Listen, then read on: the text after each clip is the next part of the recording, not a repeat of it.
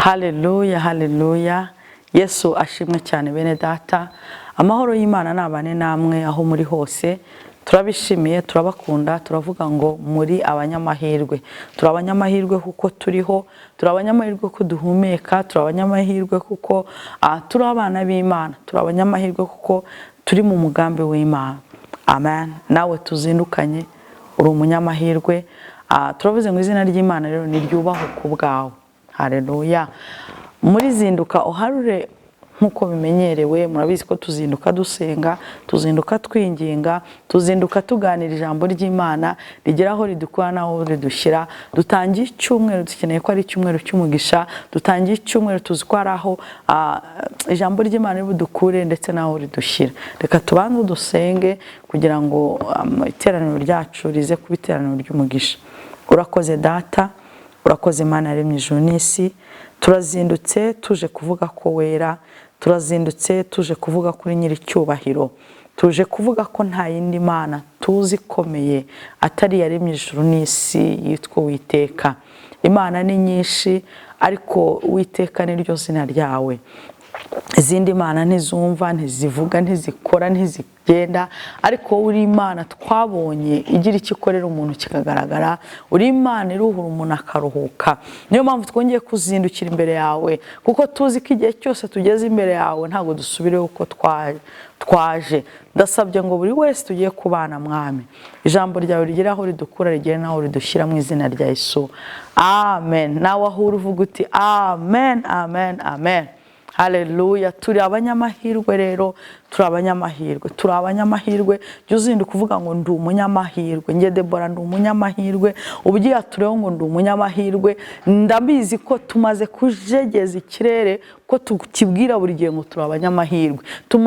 Hari ibintu tumaze gusenya, hari ibintu tumaze kugenda dushwanyaguza, kuko igihe cyose mu gitondo tuzinduka tubwira ikirere ngo turi abanyamahirwe. Ntabwo turiho kubera ko Satani yafashe konji, ntituriho kuko abarozi baruhutse, ntituriho kuko abanzi badufitiye imbabazi, ahubwo turiho kuko Imana ivuga ngo tubeho. Nandi mahirwe Imana ibiduhaye kugira ngo dukandagire imbaraga zose mu izina rya Yesu. Rero aho uri hose wiyatureho kuri umunyamahirwe. Amen. Nawe uje ari ubwa mbere winjira mu mavuta yo guhirwa, wiyatureho kuri umunyamahirwe mu izina rya Yesu. Wiyatureho guhirwa, urebe hirya urebe hino, ubwire ikirere ngo nge ndi umunyamahirwe. Ubundi niwumva udukunze, twizera Imana Data n'Umwana n'Umwuka Wera, tukizerera mu mbaraga zo gusenga. Nta yindi ntwaro dufite uretse intwaro yo gusenga. Nawe nuza ugafatanya natwe mu gusenga, uko imbaraga zawe ziri tuzatyazanya, kandi ndabizi ko hari aho tuzagera. Amen. Mu gusenga twizera ko ibifunze bifunguka, mu gusenga twizera ko ibyananiye byemera, mu gusenga twizera ko ibidahari bibaho, mu gusenga twizera kugira neza kw'Imana. Amen. Haleluya. Imana rero iguha umugisha. Urarike ukora umurimo w'Imana, urararika ubwira abantu muze dusenge muri zinduko haruri inzira, urararika ubwira abantu tumuze muri second chance, urakora uko Umwuka Wera kuyobora. Ushake ibyagufashije ugakata ku kantu kagufashije, ugafashishe mugenzi wawe. Niko uragenda ukora umurimo buhoro buhoro, kandi Imana iguha ubushobozi. Dushyigikire nabwo urabukora umurimo buhoro buhoro. Ushyigikire ministry, ndabizi ko hari aho izava ndetse hari naho izagera. Amen. Tugiye kuganira ijambo ry'Imana muri iyi zinduka. Nifuje ko tuganira ijambo ry'Imana dusanga mu gitabo cya Luka, dusanga muri Luka. Haleluya. Mu gitabo dusanga muri Luka mu gice cya 10, Luka igice cya 10, duhere ku murongo wa 29.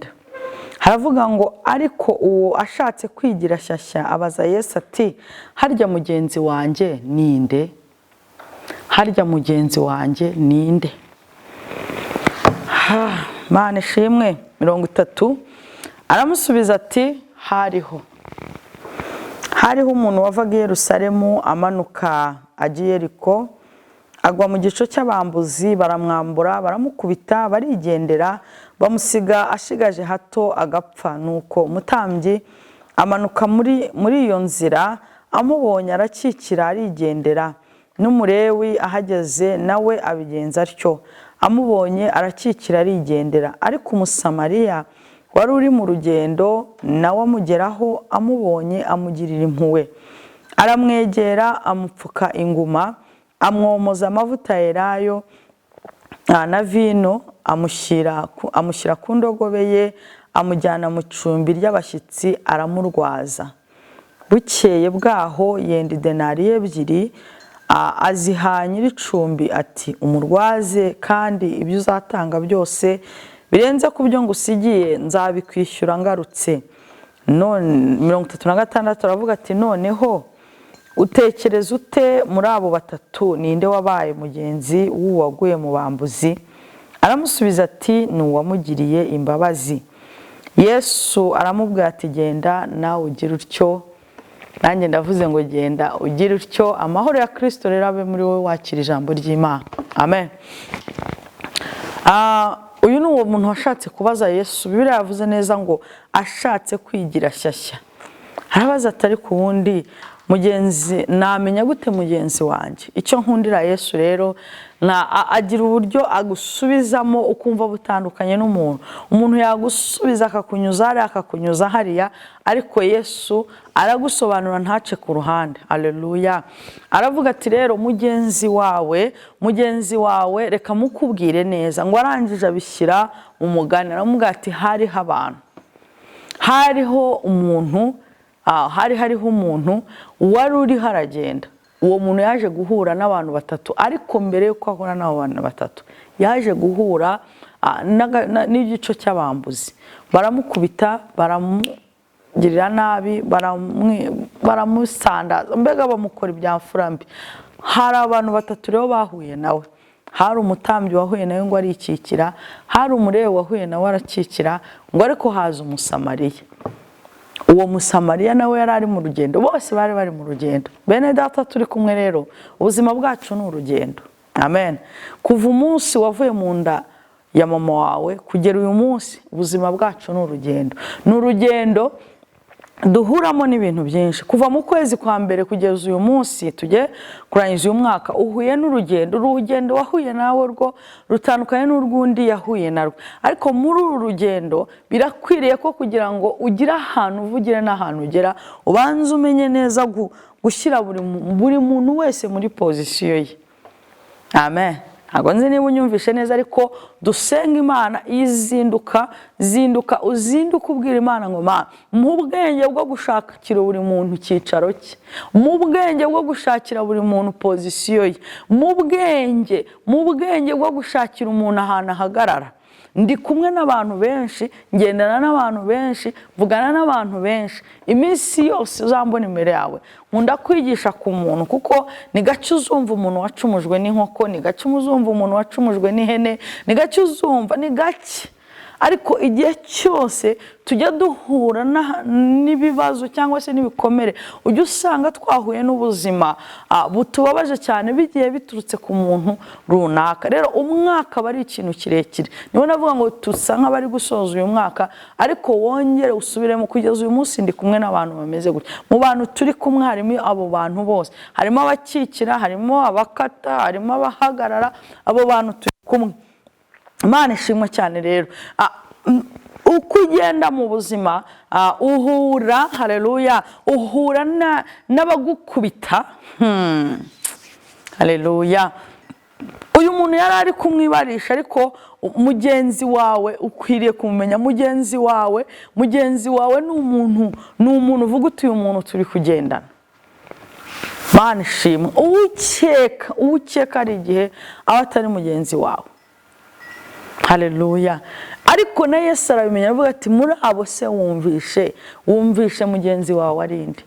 Arangije aramubwira ati rero ugende ugira utyo. Aramubwira ati ugende ukore nk'ibyuriya, nibwo uzamenya mugenzi wawe neza, nibwo uzaba mugenzi w'umuntu neza. Imana ishimwe cyane rero. Haleluya. Iki gitondo ndashaka ko tuzinduka, uzinduke ubwira Imana uti ugira abantu wigizayo. Nahuye na benshi mu rugendo, nahuye na benshi, nganiye na benshi, nkikijwe na benshi, ariko uyu mwaka ngiye gusohokamo nkeneye gusohokana na mugenzi wanjye. nkeneye gusohokana na mugenzi wanjye. Iki gitondo uzinduka ubwira Imana ngo Mana ndashaka kugendana na mugenzi wanjye, ndashaka gukorana na mugenzi wanjye, ndashaka guturana na mugenzi wanjye. Mana ishimwe cyane. Ariko nguwo ashatse kwigira shyashya, hari abantu bigira shyashya mu buzima, ashaka kubaza ibintu kandi nawe abizi, cyangwa agashaka kwigiraho umwere, agashaka kwereka ko ariko asanga adarusha ubwenge Yesu.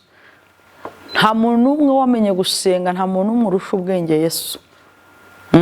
Hari umuntu mu bantu ukavuga uti umva mbonye inshuti pe, mbonye inshuti imwe ikomeye, ndimo gutegura gusenga, ntashaka kuza gusenga, nagiye numva Mwuka Wera ambwira ikintu kijyanye n'ikintu cyitwa akarengane.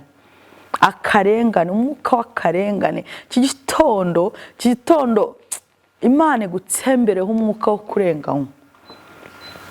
Iki gitondo Imana itsembeho ubwira Imana ngo nkiza abantu bandenganya. Iki gitondo ubwira Imana ngo nkiza akarengane. Iki gitondo ubwira Imana ngo Mana ndashaka kugendana n'abantu batazandenganya.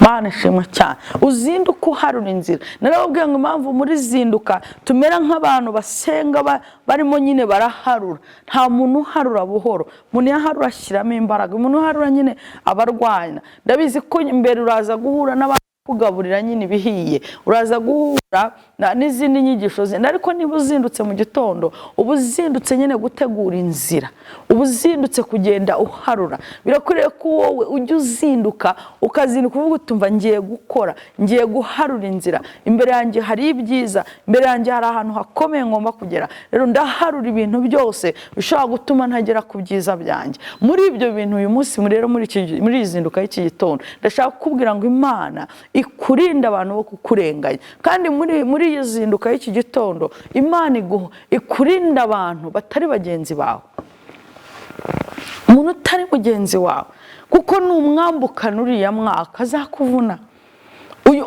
Uyu muntu ngo wajyaga ariko ngo yagiye mu gico cy'abambuzi. Aba ni abandi bari bafite gahunda zabo, barimo indi myuka isanzwe. N'undi mwuka wagutera ukakwambura, n'undi mwuka wagutera ukaguhungabanya. Muri uru rugendo rero hari igihe ugera mu buzima, reka mvuga urugero, niba uri umucuruzi ugahomba, niba uri umumama wenda n'urugero ugapfusha, niba wari wubatse urugo rwiza rugasenyuka, ibyo ni uguhura n'umwuka, niwo wa mwuka bambuzi uhura nawo ukagushegesha, ukagukubita rwose, umwuka ukakugeza hasi. Birera bivuga rero ngo ahura n'agaco k'abambuzi baramwambura. Hari igihe uhura n'umwuka ukakwambura, hari igihe uhura n'umwuka ukagukubita hasi, hari igihe uhura n'umwuka rwose urumva ukakujegeza cyane, ngo baramukubita baramwambura, bamugeza ahantu yenda gupfa.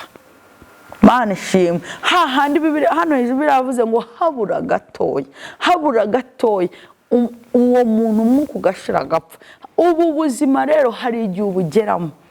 Mana ishimwe. Hari igihe ugera mu buzima ukumva neza urashize, ukumva urajegeye. Muri ibi bihe twanyuzemo, ku bantu bamwe na bamwe banyuze mu bihe bya Covid, hari abantu Covid yagezeho irakubita, hari abantu Covid yagezeho yambura ababo, hari abantu Covid yagezeho yambura business, hari abantu Covid yambuye akazi. Sinzi aho utuye ko tukurikirwa n'abisi yose, ariko nka mu Rwanda hari abantu bambuwe akazi, hari abantu bacuruzaga neza kompletoma, n'utwo baryaga baraturya, igihe bari bicaye mu rugo kongera guhaguruka biranga. Nuvuga ngo bahuye n'umwuka ubakubita hasi, bahuye Satani yinjiye muri Covid akubita abantu, asenya abantu. Hari ingo zasenyutse, hari abana ababyeyi babo babuze minerivare gusubira mu ishuri, hari abantu bari bafite projet zo kubaka amazu zarahagaze, hari abantu bubakaga amazu yarahagaze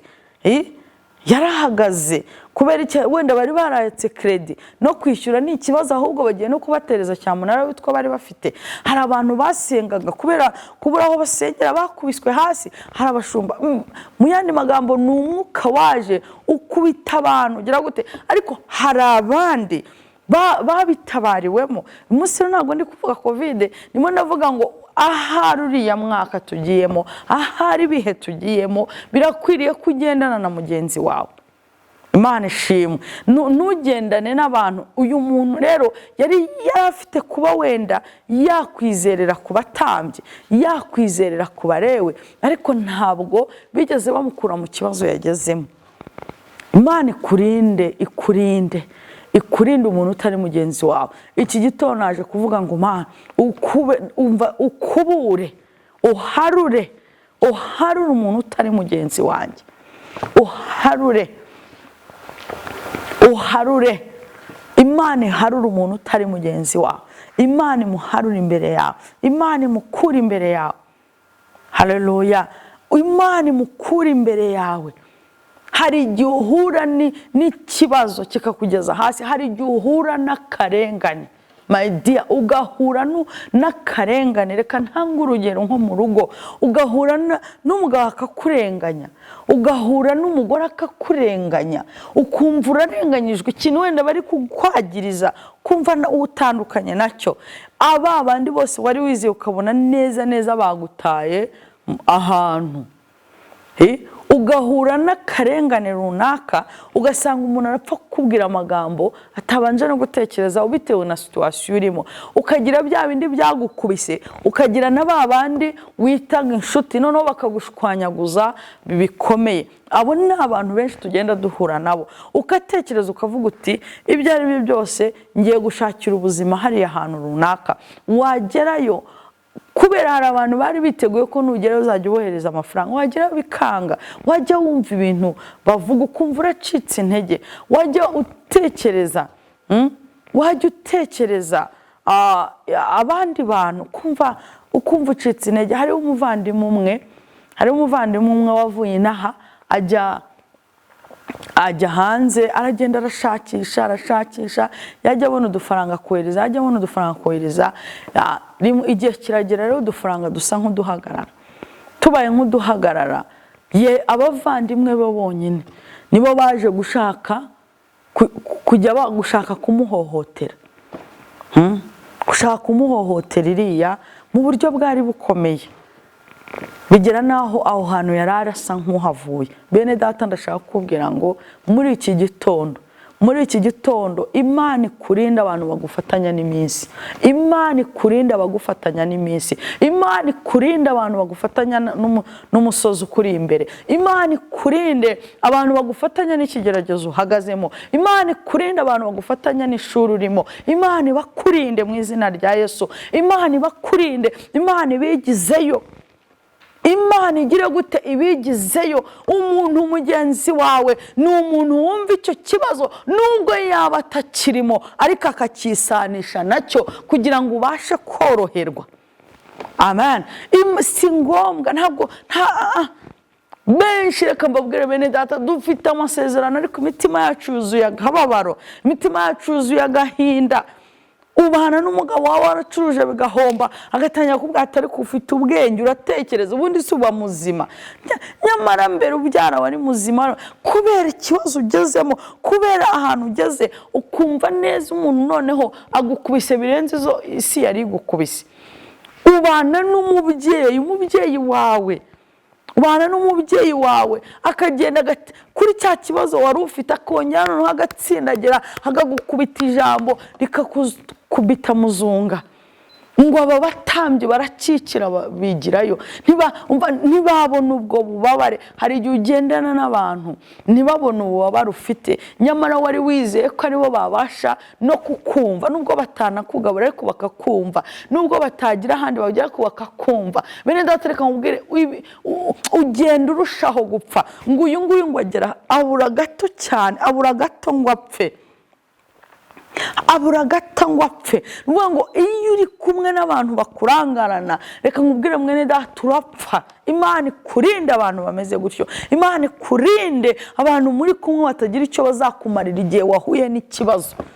uyu munsi ndabazi, uyu munsi urabazi, uyu munsi urababona. Reka nkubwire, urabareba ukabona n'imfura, urabareba ukabona buzuye umwuka wera, wabareba ukagira ngo bafite amafaranga, ubarebaga babatambye arazi ko aribo ba mbere bafite impuhwe, yareba babareba akagira ngo ni abanyamasengesho buzuye, wasanga ari nabo berekwaga muri ako gace, wasanga ari nabo bantu bari bakomeye. Ariko mu gihe gikwiriye ntago bigeze babera uyu muntu, ntago bamubereye umumaro. Hari igihe rero mu izina rya Yesu, Data wa twese uri mu ijuru, hari igihe ayaboregezerevo mu izina rya Yesu, reka nkubwire, Imana Data wa twese ibakurinde, ibakurinde.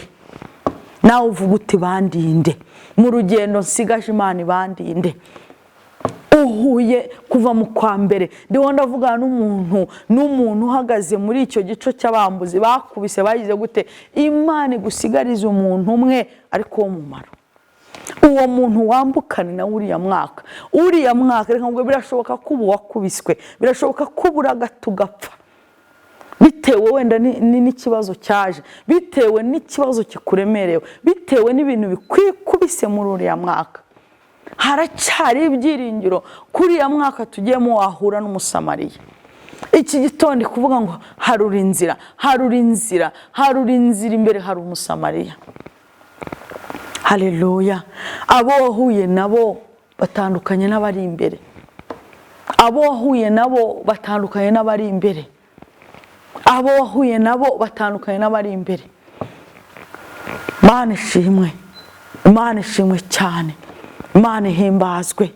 Ndashaka uzinduka uharura, uzinduka uharura, ubwira Imana uti ndaharura, ndaharura, ndaharura, ndaharura, ndaharura inzira, ndaharura inzira izanyurwamo n'umusamariya mu gihe gikwiriye, ndaharura inzira izanyurwamo n'umusamariya mu gihe mukeneye, ndaharura inzira. Ndashaka kubwira ngo uyu munsi birashoboka ko wenda nta kibazo uhagazemo, ariko ejo hashobora kuba hari ibizagukubita. Kera umuntu yajyaga yumva 2020 buri wese yari afite plan iteye ubwoba. Umwaka 2020 buri muntu wese wumvaga afite ikintu kidasanzwe, nyamara hari hiteguye ikintu cyo kudukubita. Nta muntu covid nibaza ko kwisi ntawe itakubise, niba hari nabitakubise ni bakeya, ni bake ku ijana, ariko benshi yarabakubise. Bivuga ngo icyo ntegura ejo, hari ibindi bishobora guhinduka. Mugenzi wawe ninde uzajyana nawe mu gihe ibintu byaguhindutse? Ninde muzagendana? Iki ni igitondo cyo guharura inzira zanyuramo. Uyarabaza ngo aha, haleluya, harya mugenzi wanjye nusoma icyo gice hejuru, Yesu bari bamubajije amategeko arusha n'ayahe mategeko arusha yandi gukomera, arabasobanura neza nusoma kuri icyo gice.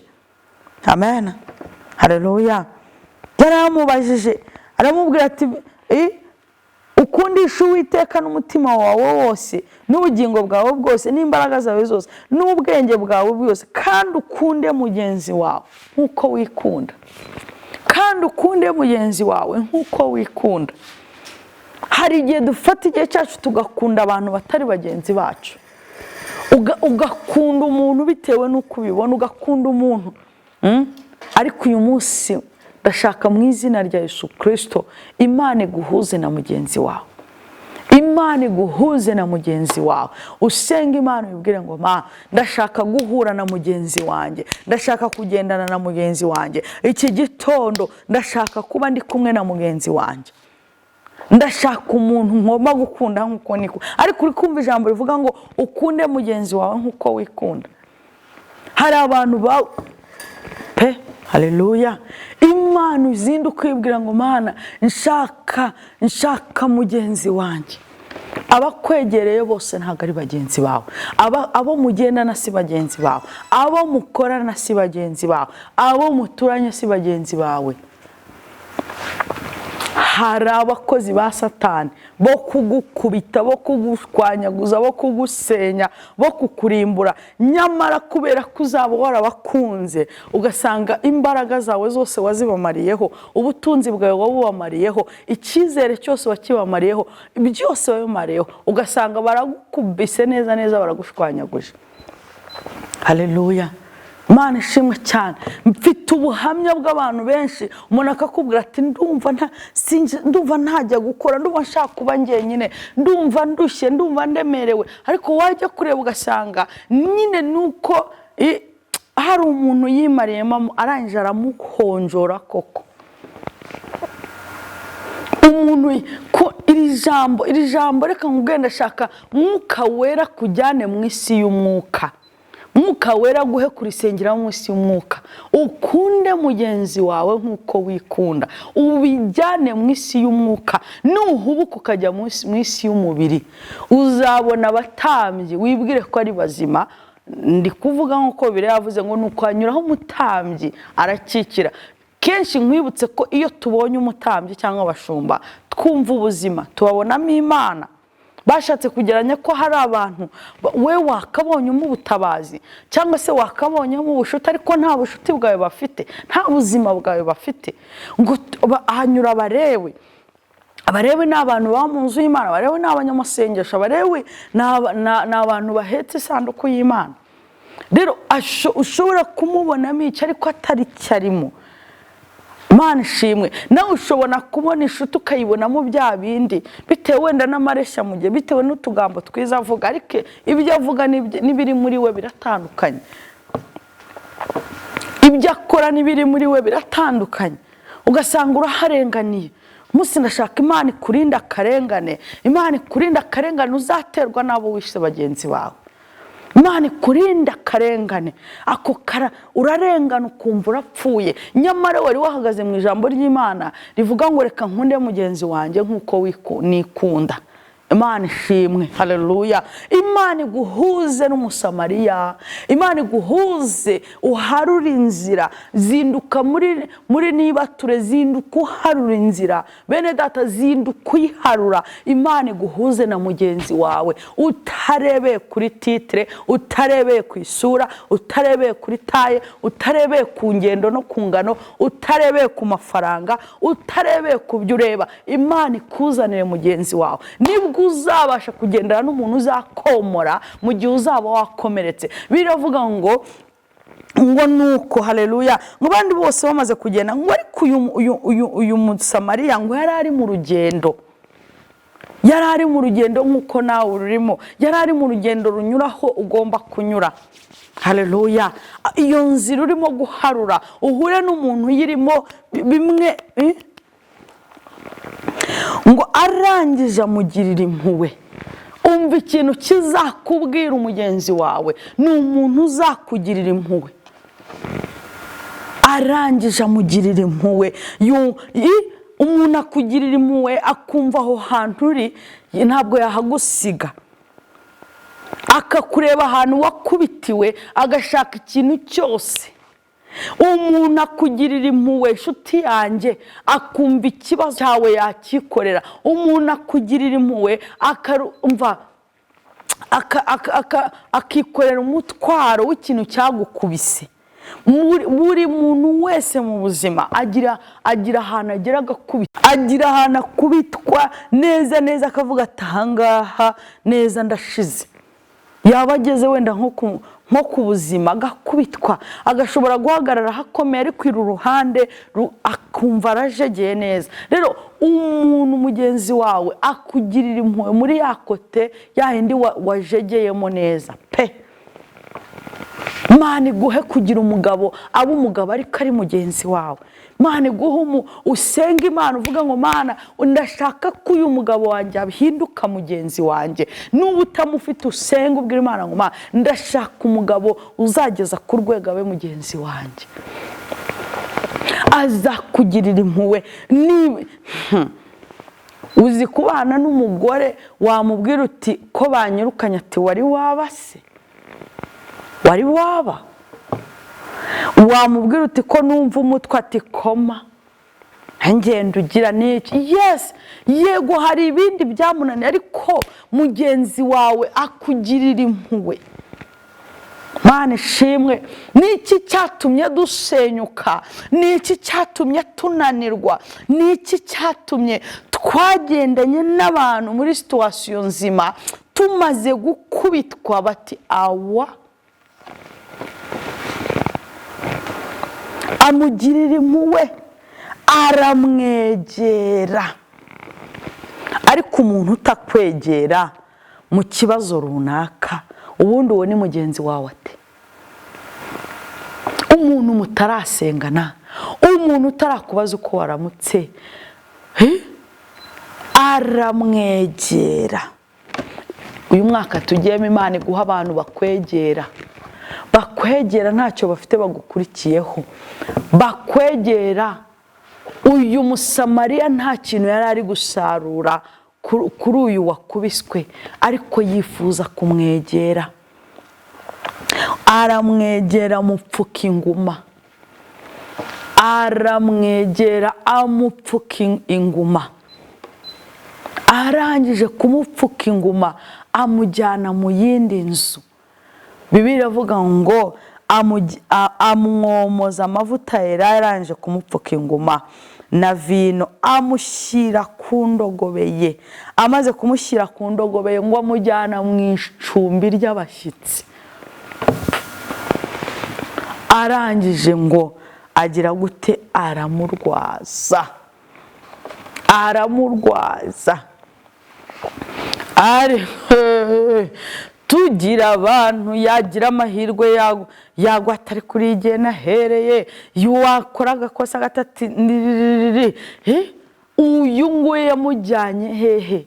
Yamushyize ku ndogobe ye, amuha amavuta ye, amuha vino. Arangije aramupfuka. Arangije kumupfuka amujyana no mu nzu, amukura hanze, amukura ku gasozi, amuhisha abantu. Aranga ko yicwa n'izuba, yanga ko yicwa n'imvura. Arangije ngo aramurwaza. Ni bangahe bakurwaje igihe wari wahombye? Ni bande bakurwaje muri cya kibazo? Abo nibo bagenzi bawe. Si ngombwa ko atunze bya bintu ushaka. Ninde wakurwaje? Ninde wakurwaje? Ndashaka niba ntawe upfukame ubwira Imana ngo nkeneye mugenzi wanjye. Ninde wakurwaje igihe bari bakwirukanye mu kazi? Ninde wagupfutse inguma? Ninde waguhaye vino ye? Ninde wakwegereye? Ninde wakubaye hafi?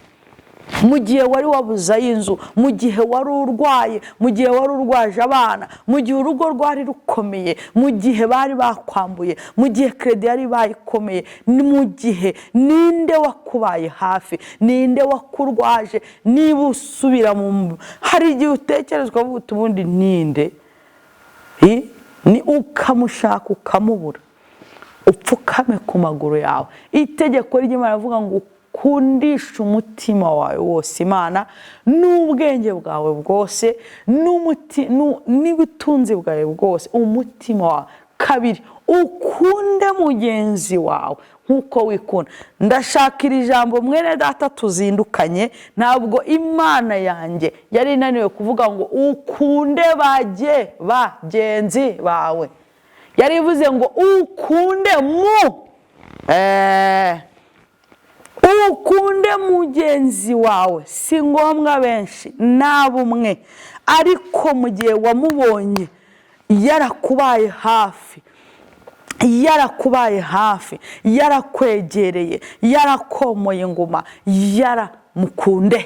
umukunde. Uzamura isengesho umuvuge. Ugira ngo ariko gukunda umuntu bisaba ko muba muri karitsiye imwe. Gukunda umuntu ugira ngo bisaba ko mwegerana. Gukunda umuntu ugira ngo bisaba ko muturana. Umva, waba mu Rwanda akaba muri Amerika, umukunda uramuzamura. Bibiliya ivuga mu isi y'umwuka. My dear, turi kumwe ni mu isi y'umwuka, si y'umubiri. ni mwiyumwuka umwikorere niko kumushyira ku ndogobe umusiga amavuta umwuhagire mu isi y'umwuka umusengere umwomore upfuke inguma ze nurangiza umwegere mu masengesho umwegere. Mana ishimwe cyane. Zinduka muri iki gitondo igezayo harura Satani yikuriganya ngo aguhe guta igihe ku bantu mutari kumwe. Satani yikuriganya ngo aguhe guta igihe ku bantu batari bagenzi bawe. Satani yiguriganya haleluya waba uhuye n'akarengane gakomeye. Ako ni akarengane ko mu isi y'umwuka. Bene data numvishe mwuka wera mbere yo nsenga mbwira ijambo akarengane. Hari abantu bahura n'akarengane gihe cyawe ukagita kutakwiye kugitabwaho, ubutunzi bwawe ukabutaka udakwiye kubutaho, umwanya wawe ukagendana n'abantu udakwiye kugendana nabo. Satani abakuyobeje ukahura n'akarengane gakomeye. Igihe cyagihe uhuye n'ikintu kigukubita mu buzima, uhuye n'ikintu kikujegeza mu buzima, uhuye n'ikintu cyenda kukwica, uburu gutabara. Ariko birakwiriye ko ubwira Imana ngo Mana sinkifite igihe cyo guta igihe, simfite umwanya wanjye wo guta igihe. Iki gitondo nzindutse mparura umuntu wese utari mugenzi wanjye mu isi y'umwuka, utari mugenzi wanjye. Umuntu wese ijuru ribona ko atari mugenzi wanjye yigireyo ku buzima bwanjye, yigireyo ku buzima bwanjye, yigireyo. Impamvu usanga abantu dukomereka, twahaye urukundo abantu batari bagenzi bacu, dufata umwanya wacu tuwuha abatari bagenzi bacu, dufata ubutunzi bwacu tubuha abatari bagenzi bacu, dufata igihe cyacu dusengera abantu batari bagenzi bacu, niho ndabyumva cyane. Cyagihe tubyarana n'abantu batari bagenzi bacu, tuzamura abantu batari bagenzi bacu.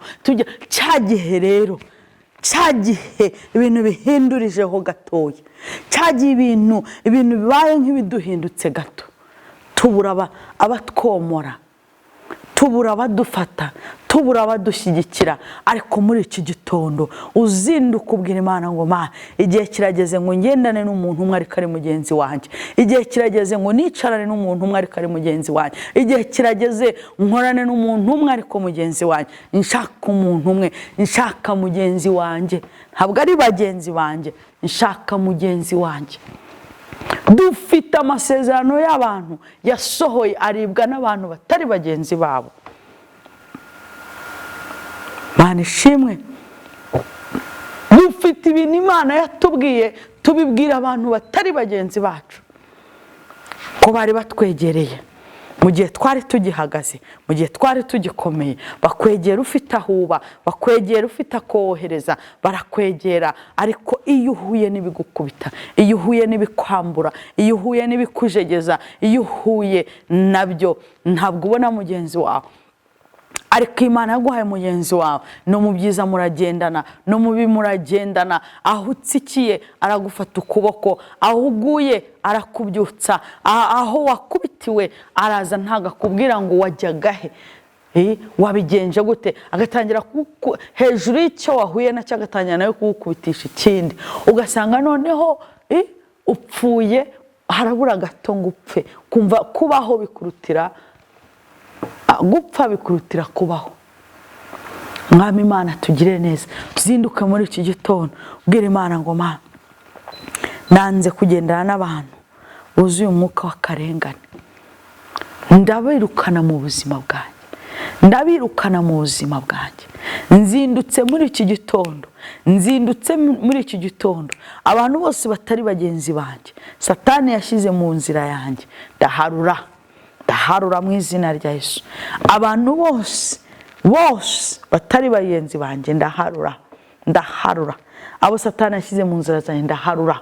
Mu rugendo rwanjye iminsi isigaje, nkeneye gukunda Imana na mugenzi wanjye, nkeneye kugendana n'Imana na mugenzi wanjye, nkeneye gukora Imana na mugenzi wanjye, nkeneye ibyanjye, gukundisha Uwiteka ibyanjye n'umutima wanjye, akaba abari ko nkunda na mugenzi wanjye. Nkeneye mugenzi wanjye, ndashaka mugenzi wanjye, ndashaka mugenzi wanjye, ndashaka umuntu mugenzi wanjye, ndashaka umuntu mugenzi wanjye. Yesu aravuga ngo muri abo urumva arinde mugenzi wundi, ngo nuriya wamugiriye neza. Yamugiriye neza ryari? Yamugiriye neza akome, yamugiriye neza mu bibazo, yamugiriye neza mu gihe yari amukeneye. Haleluya. Yamubaye hafi mu gihe abantu bose bamuvuyeho. Yamumaze inyota mu gihe ntaho yabonaga ari bukujya. Yamuhaye ibiryohera mu gihe ubuzima bwari buri gusharira. Yaramupfutse areka kuvirirana, areka kwandagara. Uzi ko ari mugenzi wawe ujya kumva uti waburaye, agahita ahamagara uzi ibyabaye kwa kanaka. Bamazaka kandi yitwa ngo ni mugenzi wawe, nawe wabimubwiye. Ni nko kuvirirana bigusoke, wabimubwiye uzi kuri kwibwira mugenzi wawe, ariko mugenzi wawe aragupfuka yarangiza akakomora inguma akarangiza cya kibazo wari ufite. Uwo ni mugenzi wawe, uwo ni uzagenda ukanezerwa urugendo, amasezerano yawe agasohora ukanezerwamo na mugenzi wawe. Uwo nguwo ko ari mugenzi wawe uzamukundisha umutima wawe n'ubwenge bwawe n'umutunzi wawe, uzamukunda nk'uko wikunda. Rya jambo na rya tegeko Imana yashyizeho uzarisohoza neza, ariko mu gihe ushaka kurisohoreza mu mubiri, ama mu mubiri, kubera ko uyu munsi yakubwiye neza ugashaka guhita umukunda n'umutima wawe wose, imbere n'aba ataraje ari mugenzi wawe uzajanjuka. Mu izina rya Yesu, mu izina rya Yesu, ndirukana umuntu wese utari mugenzi wanjye. Irukana umuntu wese utari mugenzi wawe. Irukana abantu bose Satani yateguye muri iyo nzira yawe. Irukana abantu bateguwe na Satani. Abantu bateguwe na Satani, amaso yawe akwereka ko bujuje ibyo ushaka, ariko mu isi y'umwuka. Abantu bateguwe na Satani, amaso y'umubiri akwereka ko ari abahanga, aribo bashoboye, ariko mu isi y'umwuka badashoboye. Uyu munsi ngira Imana ngo Mana, ndaharura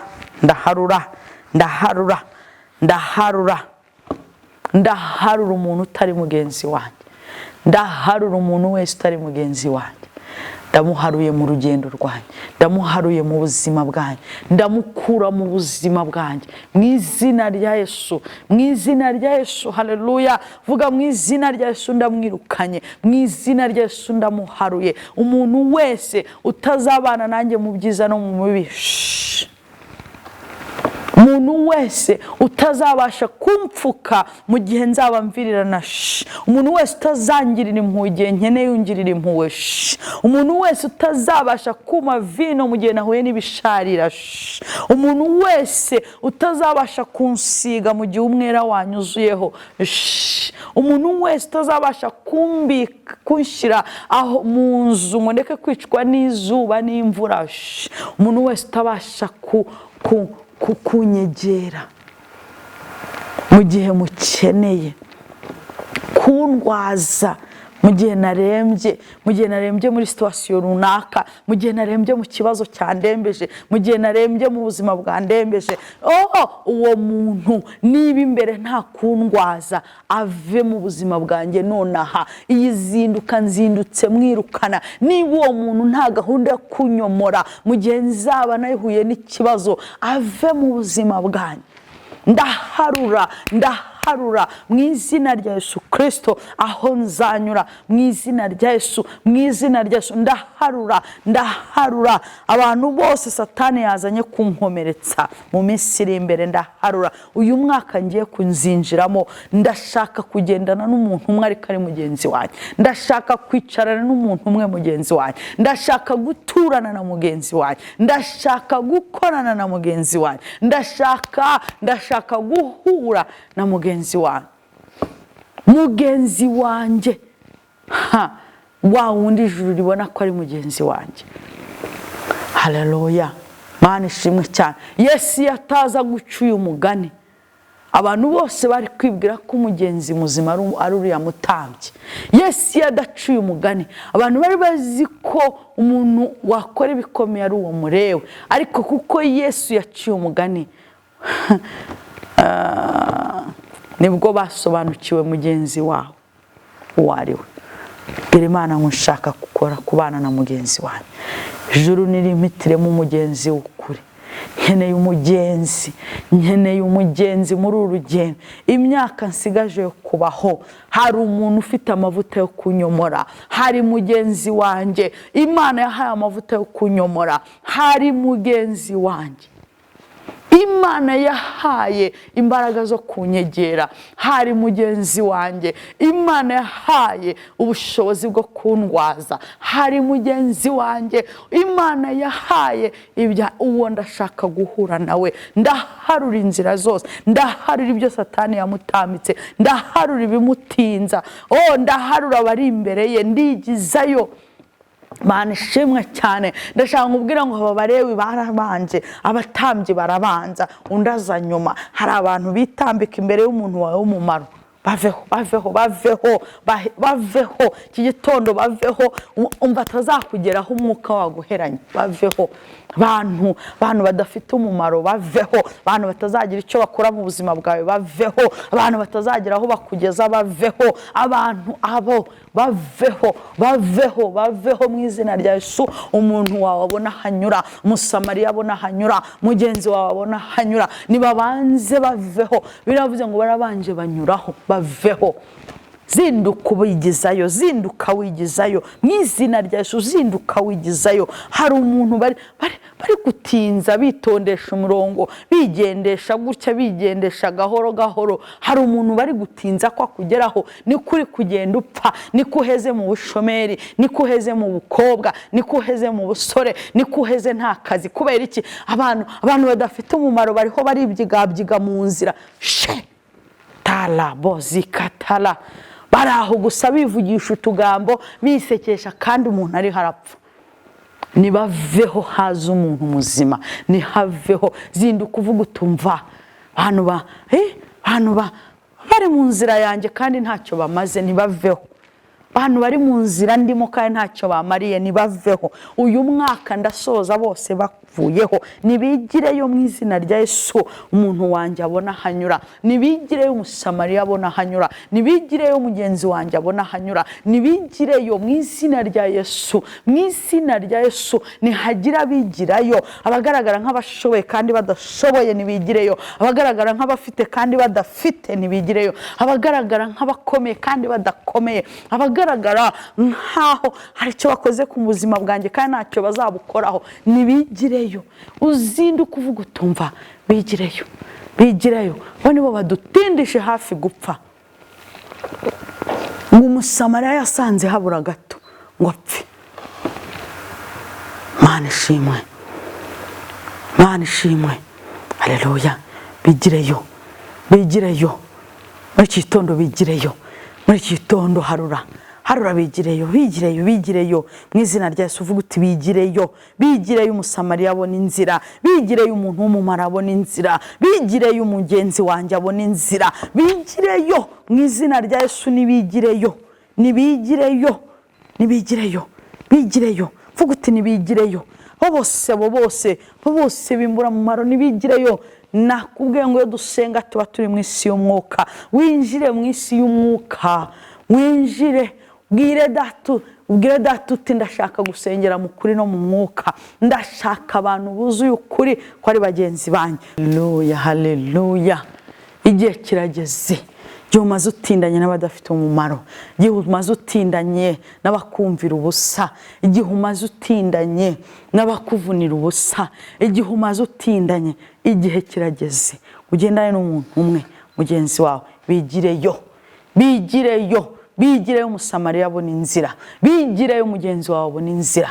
Zinduka mu gitondo uvuga uti bigireyo, bigireyo, ndabigizayo mu isi y'umwuka, ndabigizayo, ndabigizayo mu isi y'umwuka. Nzindutse muri iki gitondo ngira abo nigizayo, nzindutse muri iki gitondo ngira abo mu isi y'umwuka ndabigizayo. Abagore badafite umumaro, abagabo badafite umumaro, abasore badafite umumaro, abakobwa badafite umumaro, nyamara isi y'umubiri igaragara ko bashoboye. Abantu bangose banzengurutse nyamara atari bagenzi banjye. Bigireyo, bigireyo umusamariya abona hanyura, bigireyo, bigireyo. Iyi zinduka bigireyo. Umwaka ngiye gutangira ntangirane na mugenzi wanjye, ngendane na mugenzi wanjye, umuntu mfitiye impuhwe, umuntu mfitiye impuhwe. Imana iguha umuntu ugufitiye impuhwe, Imana iguha umuntu ufite rayo kukomora, Imana iguha umuntu ufite vino, Imana iguha umuntu wo kukomora, Imana iguha umuntu ukwegereye, Imana iguha umuntu ukwegera, Imana iguha umuntu ukurwaza. Ni mugenzi wawe, uwo ni mugenzi wawe. Saba Imana kugira ngo itegeko uzaryubahirize neza.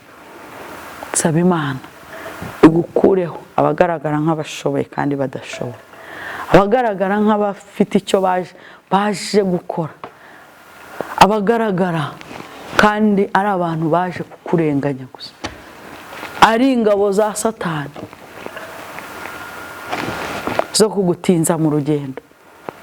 Musamariya akazakugeraho wenda gupfa, Musamariya akazakugeraho ubura gato ngo upfe. Nubwo uzakira ariko uzabanza udindire, nubwo uzakira ariko uzabanza uzahare, nubwo uzakira umunsi nashaka kubwira ngo Imana ikurinde, Imana ikurinde abantu abantu bazagutinza mu rugendo. Urakira ariko ukira uzahaye. Ibaze ijambo rivuga ngo habura gato, habura gato, habura gato. Mvuga ngo ni akantu gato kaburaga umwuka ugahera. Ariko iyo ari umusamariya ubanza, ntabwo ari gusanga yajegeye, ntabwo ari gusanga yahungabanye, ntabwo ari gusanga yasipendinze byinshi, kuko yabanje kunyurwaho abantu badafite icyo bamaze. Rero iyo utabashe kubisengera uyu mwaka ugendana nabo ukarangira, n'ubundi wumva uri gupfa, wumva uwundi ukarangira, imyaka ikakubana imyaka, ukazajya guhura n'umusamariya utagifite amenyo yo kurya, hure n'umusamariya isura itakigira gute, itagicya, ugahura n'umusamariya amaboko atagishoboye, ugasanga nyine Imana ibakurinde, Imana ikurinde abantu bakugose badafite icyo bamaze. Imana ishimwe.